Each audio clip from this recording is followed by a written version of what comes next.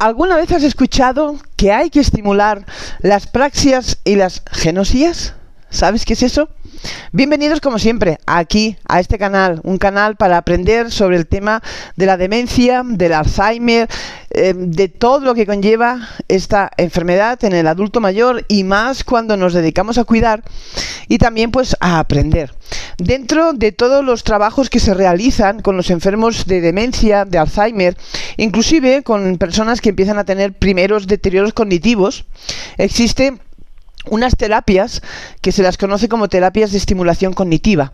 Estas terapias de estimulación cognitiva de verdad que los recomiendo encarecidamente porque son muy necesarias y más cuando estamos hablando del principio de un deterioro cognitivo, es decir, del principio de falta de memoria. Generalmente suele ser la falta de memoria reciente más que la memoria pasada. Así que vamos a hacer...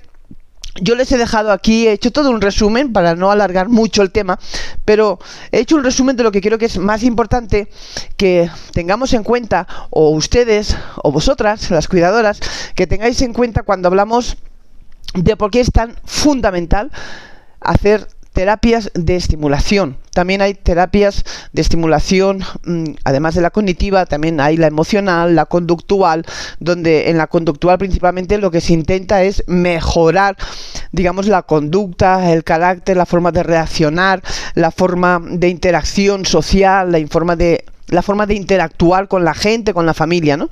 Pero vamos a trabajar principalmente y vamos a conocer principalmente qué son las praxias, qué son las genosías y sobre todo qué podemos hacer, cuáles son esos ejercicios que debemos de realizar con el paciente diariamente. Y les vuelvo a recordar lo importante que es realizar estas terapias. ¿Por qué? Porque gracias a estas terapias de estimulación lo que se logra es mantener la plasticidad del cerebro o también la neuroplasticidad del cerebro. Es decir, trabajar cada área de nuestro cerebro para que no se mueran esas áreas, para que no se pierdan funciones básicas, necesarias y fundamentales del ser humano. Así que manos a la obra y empecemos por acá. Como les digo, este es un resumen que yo les he hecho porque obviamente para no entrar, digamos, en las variantes que existen de praxias, ¿no? Pero para que tengamos esto en cuenta, ¿no? Así que empecemos y cuando hablamos de la estimulación cognitiva, nos referimos a que encierra un conjunto de actividades que se hacen con el paciente, que se hacen al paciente, enfocadas a mantener y perfeccionar el funcionamiento cognitivo. Ello se hace a través de ejercicios de memoria, de percepción, de atención, de concentración, de lenguaje y de funciones ejecutivas, como sería, por ejemplo, solucionar problemas, hacer planificación, el razonamiento y el control. Resumiendo, digamos que la terapia de estimulación cognitiva es un grupo de técnicas para mejorar las capacidades cognitivas, la atención, la orientación, la memoria, el lenguaje y las funciones ejecutivas. Y con estas técnicas lo que logramos, lo que se logra en el paciente es mejorar el rendimiento cognitivo. Ahora bien, ¿cuáles son esas 8 funciones cognitivas? Las vamos a enumerar. La primera, la atención, la función de la atención. La segunda, la orientación. La tercera, la memoria. La cuarta, las funciones ejecutivas. La quinta, las praxias. La sexta, las genosías.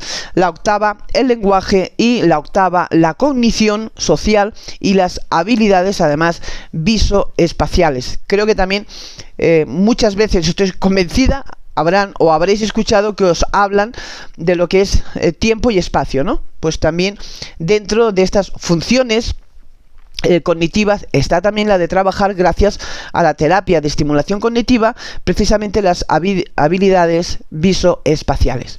Pero, como les decía, ¿qué son esas llamadas praxias, ¿no? Cuando te dice el médico, el neurólogo o el neuropsicólogo, ¿no? Y te habla de las praxias. Pues las praxias, tengamos presente que son las capacidades para iniciar una serie de acciones motoras coordinadas. ¿Listo? ¿Y qué son eso de unas acciones motoras coordinadas? Pues por ejemplo, lavarse los dientes es una acción. Peinarse es otra acción. Atarse los zapatos también es otra acción. Coger o servirse un vaso de agua también sería otra acción. Cuando están comiendo, cortar la comida con el cuchillo, el tenedor, es otra acción. Es decir, que las praxias son acciones. Y precisamente cuando hay la falta de memoria, principio de memoria, o hay una falta de memoria ya grave, realmente esas funciones se pierden, que es lo que vemos todos nosotros, ¿no? Cuando no saben qué tienen que hacer con la cuchara, cuando no saben qué tienen que hacer, si se tienen que pinar, cuando les dices que se laven las manos y se quedan parados. Esas son las acciones que se empiezan a perder, ¿no? Y cuando también podemos decir también que la palabra praxia también hace referencia pues a ese proceso neurológico, y en psicomotricidad principalmente significa que son las acciones que tenemos que hacer para hacer un movimiento. ¿Listo? Pero ¿y la apraxia? Hablamos de praxia. La apraxia pues es precisamente esa falta de iniciativa para realizar las funciones o las actividades diarias básicas normales. Podemos decirlo también de otra forma, que es un trastorno del cerebro y del sistema nervioso, donde la persona es incapaz de llevar a cabo ciertas tareas o ciertos movimientos. Pregunta del millón: ¿cómo podemos estimular las praxias? ¿Qué tenemos que hacer? De nuevo aquí les hago hincapié, por eso es tan necesario trabajar diariamente con el enfermo, el paciente, el abuelo, el papá, la mamá. Como yo siempre les recomiendo, no se trata de levantarles, asearlos, darles el desayuno, tenerlos sentados todo el día o en un sillón viendo la televisión o dejándolos ahí que duerman. No, debemos de trabajar precisamente esas praxias, debemos de trabajar la plasticidad del cerebro.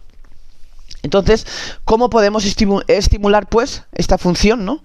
Pues a través, por ejemplo, de dibujar o de escribir. También, por ejemplo, adivinar títulos de canciones, ponerles músicas, títulos que piensen cuál es el título de esa película, también de canciones. También, ¿cómo no?, imitar movimientos, ¿no? ¿Qué quiero decir yo con imitar movimientos, no? Pues sencillamente cuando tú estás enfrente de ese paciente, del papá o de la mamá, ¿no? Y tú le dices, por ejemplo, vamos a hacer palmas. Esto sería imitar un movimiento. ¿Listo? O te tiro la pelota y tú me la coges, tú me la recibes. Eso también es imitar también los movimientos. Es decir, también la mímica. Aquí también entraría la mímica. Pero ahora bien, después de las praxias pasamos a las genosias. Genosias. ¿Qué son, no? Qué nombre tan raro, ¿no? Las genosias, ¿no? Bueno, pues es la capacidad de reconocer información. La capacidad de reconocer información. Por ejemplo, la capacidad de reconocer un objeto o la capacidad de reconocer una temperatura, por ejemplo, con el tacto. ¿Listo? También la capacidad para reconocer sonidos, la capacidad para reconocer gustos, y también la capacidad para reconocer olores. Esto es lo que se habla y de lo que trata la palabra genosias en las personas con problemas de deterioro cognitivo. Podemos también resumirlo así, de que es la capacidad de reconocer principalmente el entorno y su mundo. ¿Listo? Por lo tanto, recordemos estos tips que les estoy dando aquí. O sobre todo, recordemos esto. ¿Qué es la praxia y qué es la genosia? La praxia, recuerden, que es la capacidad de las habilidades motoras adquiridas. ¿Listo? La capacidad de las habilidades motoras adquiridas, o sea, que la persona sabe que si le das un peine, ¿qué tiene que hacer? Si coge el tenedor o la cuchara, sabe qué tiene que hacer con ello. ¿Listo? Estas son las capacidades motoras, capacidades para hacer. Y las genosias, lo que hemos acabado recién de hablar, son las capacidades cognitivas de tocar, de oler, de degustar y de oír. ¿Listo? Ahora, ¿cómo trabajar en este caso las genosias? Pues a través de los ejercicios visuales, principalmente. para mejorar la capacidad también de reconocer y de interpretar también lo que la persona está viendo a su alrededor. ¿Listo? Y para ello, ¿qué forma utilizamos? ¿Qué estimulación? ¿Qué técnica de estimulación es necesaria para mejorar esas genosias? Son dos. Uno, el ejercicio. El ejercicio, recuérdenlo también, que es fundamental en ellos. El ejercicio, principalmente para mejorar el enfoque corporal también de la persona, para mejorar también la orientación espacial de la persona y también para ayudar en la memoria selectiva. Y luego, por otro lado, por ejemplo, una forma también que se utiliza muchísimo dentro de las genosías, porque con ella se trabaja la parte olfativa, la parte del gusto, la parte visual inclusive, como, perdón, como siempre les he recordado en otros vídeos, la importancia que tiene, como yo les decía, si a tu mamá le gustaba la cocina, por ejemplo, o le gusta colaborar en la casa, en la limpieza diaria, pues eso va genial. Yo en muchas ocasiones les he comentado de que, por ejemplo, en el caso de mi mamá, ella me quería ayudar a barrer. Yo sabía que iba a barrerme mal, que iba a barrer mal, que cuando iba a recoger la basura del suelo no la iba a recoger con el recogedor, y de hecho así pasaba. O barría y lo metía debajo de la cama, barría y abría la puerta, ponía lo barrido detrás de la puerta y luego abría la puerta. Pero así todo yo la dejaba hacer, porque además de que ellos se sienten muy útiles, no se sienten que realmente están impedidos, ellos se sienten útiles, les ayuda principalmente en estas capacidades llamadas genosías. Y también en la cocina, dejar que la mamá venga, que te ayude cuando todavía pueden, y pueden quiero decir de que pueden caminar, pueden moverse, pueden coger. Esto va de fábula, porque en la cocina, cuando tú dejas que la mamá o el papá, ¿no? También hay hombres que les gusta la cocina, ¿no? Cuando vienen a la cocina te ayudan, pues el simple hecho de lo visual, de coger con el tacto, ya están desarrollando ese movimiento de la apraxia que hemos dicho antes, están desarrollando a nivel visual, están viendo los colores, están viendo la preparación de la comida, están oliendo también la comida, incluso le puedes dar a probar, a ver cómo está la comida, mamá o papá, y eso también desarrollamos esa genosía, o esa genosia que tiene que ver con el gusto. ¿Listo? Y ahora, ¿qué parte, si ya hablamos un poquitín más técnicamente, qué parte del cerebro es la que se encarga precisamente de las genosias? Pues principalmente es el lóbulo parietal y el lóbulo frontal. En los adultos mayores con problemas de memoria se hace la prueba también de genosías y de praxias, precisamente para evaluar la capacidad visoespacial de ellos y las dificultades también que puedan tener de memoria visual. Por eso también es muy bueno también cuando estamos trabajando con ellos coger objetos y que nos digan, que reconozcan qué objeto es lo que tú le estás apuntando o señalando, ¿no? Para reconocer precisamente pues la capacidad visoespacial. Esta prueba que se hace de las genosias se llama la prueba del reloj.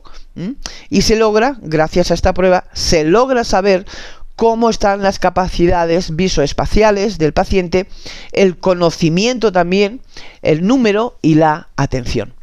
La falta de estas capacidades se llama agnosia. Lo mismo que con apraxia, la falta de apraxia se llama apraxia y la falta de genosia se llama agnosia. ¿Listo?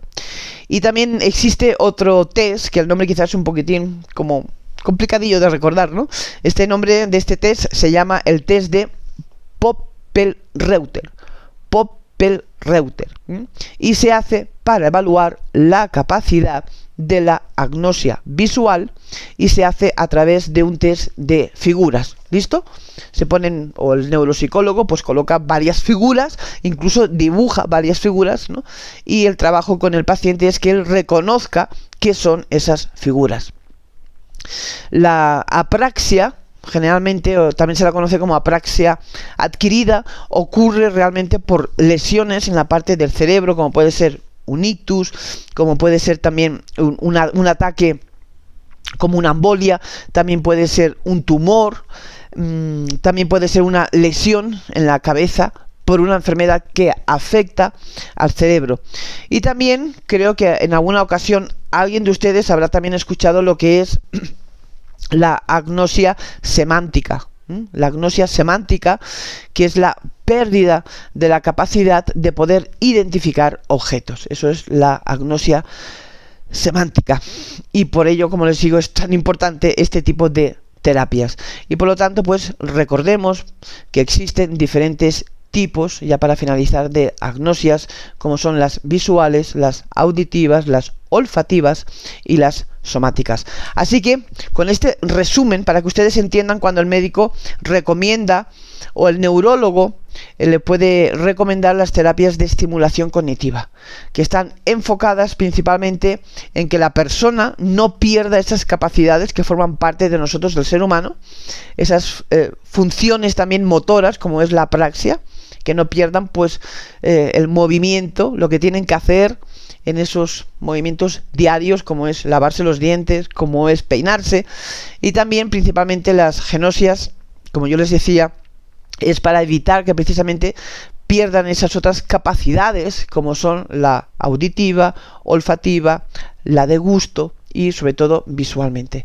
Así que pónganlo en práctica, trabájenlo cada día, recuerden, no los levanten, no los dejen ahí en la sillita, ahí hasta que llegue la noche, no, trabajen el coco, la cabeza, el cerebro. Lo que no se trabaja se pierde, se muere, así que es muy importante. Y si además pues a esta terapia de estimulación cognitiva diariamente con los pacientes, además también hay una alimentación correcta, nutritiva, como siempre les hago hincapié en ello, pues créanme que se puede retrasar muchísimo la enfermedad, la demencia, y en los primeros estadios inclusive se puede llegar a revertir. Así que comparte si te parece interesante ese tipo de información. Ya te ha quedado claro lo que es apraxia, lo que es gnosia, cuando el médico te lo dice. Yo sé, a mí me pasó al principio también, que cuando vamos a la consulta por primera vez, o la tercera o cuarta vez, y quizás el médico o el neurólogo te dice esto, que te van a recomendar terapias de estimulación cognitiva para trabajar las apraxias y las genosias, uno le dice que sí al médico, pero la verdad que no entendió ni papa, ¿no? Así como yo me sentí también la primera vez. Pero que tengan claro el por qué se deben de trabajar y lo que en sí significan. Y a fin de cuentas no es tan difícil, porque objetos todos tenemos en casa, hacerles ejercicios también para las praxias, como es pues intentar que recuerden títulos de canciones, títulos de películas, ponerlos a escribir, a recortar, a colorear. Todo esto es súper fácil, todo lo tenemos en casa, pero lo más importante, para que funcionen, debe de haber una constancia diaria. Ese es el éxito de las terapias de estimulación cognitiva.